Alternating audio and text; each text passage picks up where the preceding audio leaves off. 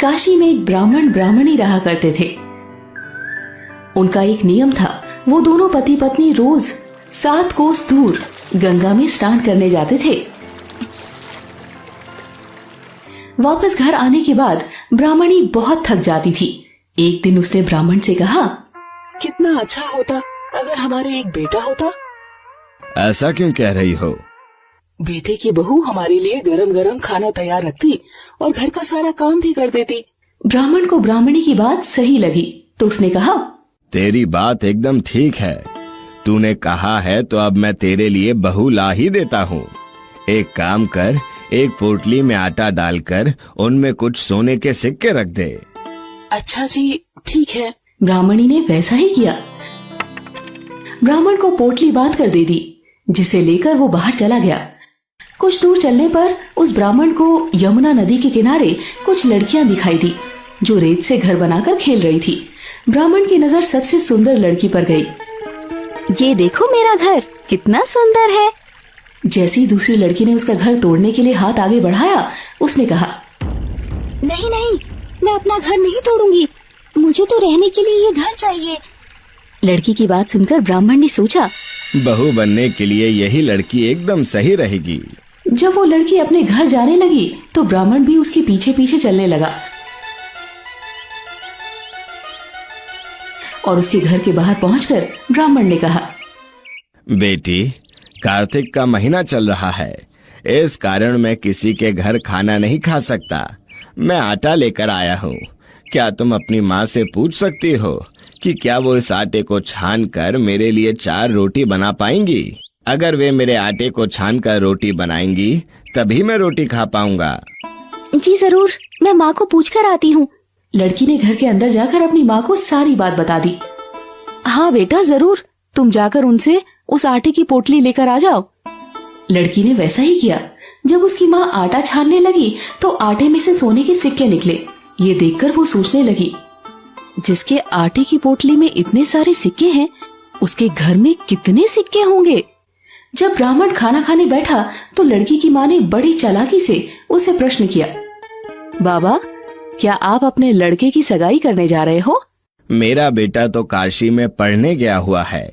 यदि आपकी अनुमति हो तो खांड कटोरे से विवाह करके मैं आपकी बेटी को अपने साथ ले जा सकता हूँ। ठीक है बाबा। ऐसा कहकर उसने खांड कटोरे से अपनी बेटी का विवाह करके ब्राह्मण देवता के साथ उसे विदा कर दिया। ब्राह्मण ने अपने घर आकर पत्नी को आवाज लगाई और कहा, रामू की माँ, दरवाजा खोल, मैं तेरे लिए बहू लेकर आया हूँ। ब्राह्मणी को ब्राह्मण की बातें मजाक लगी तो उसने पलटकर जवाब दिया, दुनिया तो ताना मारती ही थी, अब आप भी शुरू हो गए। हमारे तो 7 जन्म तक कोई बेटा बेटी नहीं है, तो बहू कहाँ से आएगी? अरे तू दरवाजा तो खोल कर देख। जब ब्राह्मणी ने दरवाजा खोला तो सामने एक सुंदर लड़की को खड़े देखा। ब्राह्मणी ने अपनी नई बहू का स्वागत किया और उसे घर के अंदर ले आई। अब जब भी ब्राह्मण ब्राह्मणी स्नान करने गंगा किनारे जाते तो उनके पीछे से बहू घर का सारा काम कर देती और खाना बनाकर रख देती, उनके कपड़े बर्तन धो देती और रात को उनके पैर दबा देती। ऐसे ही समय बीतने लगा। एक दिन ब्राह्मणी ने अपनी बहू से कहा, बहू, कभी भी चूल्हे की आग मत बुझने देना और मटके का पानी खत्म होने ना देना। बहू ने सास की बात पर हामी भरी। एक दिन जब ब्राह्मण ब्राह्मणी स्नान करने गए तो पीछे से चूल्हे की आग बुझ गई। बहू भागी भागी पड़ोसन के पास गई और बोली, मेरी चूल्हे की आग बुझ गई है, मुझे थोड़ी आग चाहिए। मेरी सास ससुर सुबह 4 बजे से गए हुए हैं, वे थके हारे घर आएंगे, मुझे उनके लिए खाना बनाना है। पड़ोसन ने उससे पूछा, तू कहाँ रहती है? बहू ने अपने ससुराल की तरफ इशारा किया।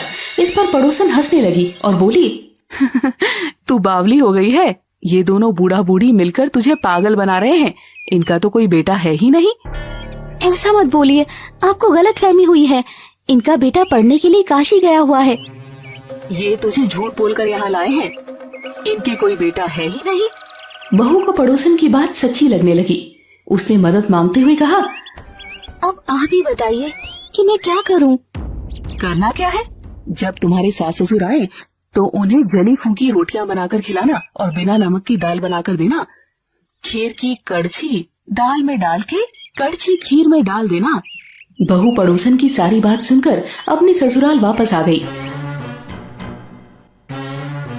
जब उसके सास ससुर घर आए तो उसने ना ही उनका आदर सत्कार किया और ना ही उनके कपड़े धोए। जैसे पड़ोसन ने कहा था, बहू ने सास ससुर को वैसे ही खाना परोसा। बहू, आज ये रोटियां जली फूकी क्यों हैं और दाल भी अलूनी है? सास को शिकायत करता देख बहू को और क्रोध आ गया और उसने ऊंचे स्वर में कहा, एक दिन ऐसा खाना खा लोगे तो कुछ नहीं बिगड़ जाएगा तुम्हारा। बहू की खरी खोटी सुनकर सास ससुर चुप कर गए। बहू वापस पड़ोसन के पास गई और बोली, अब आगे क्या करना है? अब तुम अपनी सास से सातों कोठों की चाबी मांग लो।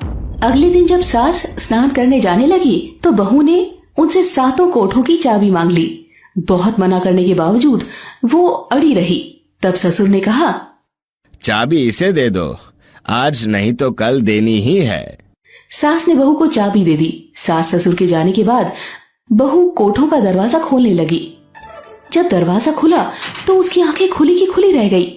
पहला दरवाजा खोलने पर उसने देखा कि कमरा अन्न के भंडारों से भरा था। दूसरा दरवाजा खोलने पर उसने पाया कि कमरा धन से भरा हुआ था। तीसरे कोठे में बर्तन पड़े थे। जब बहू ने सातवां दरवाजा खोला तो देखा कि उसमें शिवजी, पार्वती माता, गणेश जी, लक्ष्मी जी, पीपल पथवारी, कार्तिक के ठाकुर, राय दामोदर, तुलसी जी का बिड़वा, गंगा यमुना और 33 कोटि देवी देवता विराजमान थे। वहीं पर एक लड़का चंदन की चौकी पर बैठा माला जप रहा था। ये सब देखकर बहू ने उस लड़के से पूछा, आप कौन हो? मैं तुम्हारा पति हूँ। अभी दरवाजे को बंद कर दो। जब मेरे माता पिता आएंगे तब दरवाजा खोलना। बहू खुशी से फूली नहीं समाई। वो कमरा बंद करके 16 श्रृंगार करने लगी। नए वस्त्र पहनकर अपने सास ससुर का इंतजार करने लगी। उसने उनके लिए स्वादिष्ट पकवान बनाए। जब सास ससुर घर आए तो उसने आदर सहित उनका स्वागत किया और खाना परोसा। रात को उनके पैर दबाते दबाते उसने सास से कहा, माँ, आप दोनों इतनी दूर गंगा यमुना में स्नान करने के लिए क्यों जाते हो? आप तो थक जाते होंगे। आप घर में ही स्नान क्यों नहीं कर लेते हैं? मगर बहू, घर में तो गंगा यमुना नहीं बहती है ना? हाँ माँ जी, बहती है। मैं आपको दिखाती हूँ। बहू सास ससुर को लेकर 7वें कोठे के पास गई। जब उसने दरवाजा खोला तो देखा उसमें शिवजी, पार्वती माता, गणेश जी, लक्ष्मी जी, पीपल पथवारी, कार्तिक के ठाकुर, राय दामोदर, तुलसी जी का बिड़वा, गंगा यमुना और 33 कोटि देवी देवता विराजमान थे। वहां चौकी पर बैठा एक लड़का माला जप रहा था। सास ने उससे पूछा, बेटा, तुम कौन हो? माँ, मैं तेरा बेटा हूँ। तब ब्राह्मणी ने पूछा, मगर तू कहाँ से आया? मुझे कार्तिक देवता ने भेजा है। मगर बेटा, ये दुनिया कैसे मानेगी कि तू मेरा ही बेटा है? बुढ़िया ने कुछ पंडितों से मदद मांगी। पंडितों ने कहा, इस पार बहू और बेटे को खड़े करो और उस पार तुम खड़ी हो जाओ। तुम चमड़े की अंगिया पहन लो।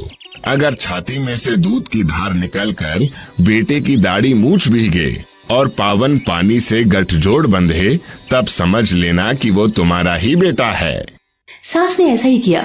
चमड़े की अंगिया फट गई और छाती में से दूध की धारा निकलकर बेटे की दाढ़ी मूछ भीग गई।